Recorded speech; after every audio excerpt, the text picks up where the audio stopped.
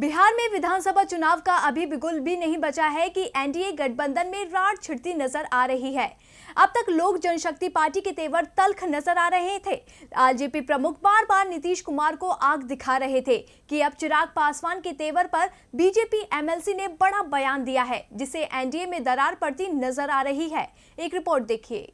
Bharatiya Janata party Bihar में विधानसभा चुनाव नीतीश कुमार की अगुवाई में लड़ने की बात पहले ही साफ कर चुकी है, लेकिन जैसे जैसे चुनाव नजदीक आ रहा है वैसे वैसे सत्ताधारी एनडीए गठबंधन की गांठें खुलने लगी हैं। अब तक एलजेपी प्रमुख चिराग पासवान नीतीश कुमार को आंख दिखा रहे थे और अब बीजेपी एमएलसी संजय पासवान ने बड़ा बयान दिया है जो लोक जनशक्ति पार्टी के लिए परेशानी खड़ी करने वाला है। संजय पासवान ने कहा है कि बिहार में सरकार बनाने के लिए जेडीयू और बीजेपी को किसी और की जरूरत नहीं है। उन्होंने कहा कि साल 2010 में बीजेपी और जेडीयू मिलकर 2/3 बहुमत से सरकार बना चुकी है। दरअसल संजय पासवान का ये बयान एलजेपी अध्यक्ष चिराग पासवान के उस बयान के बाद आया है जिसमें उन्होंने कहा था कि मौजूदा स्वास्थ्य मुसीबत में चुनाव नहीं कराया जाना चाहिए। इसके अलावा चिराग जेडीयू के खिलाफ भी बयान दे चुके थे। उन्होंने कहा था कि उनका गठबंधन बीजेपी से है, जेडीयू से नहीं। संजय पासवान ने कहा, जो लोग इस तरह की टिप्पणी कर रहे हैं, चाहे वो हमारे सहयोगी हों या विपक्षी, वो लोकतंत्र में विश्वास नहीं करते।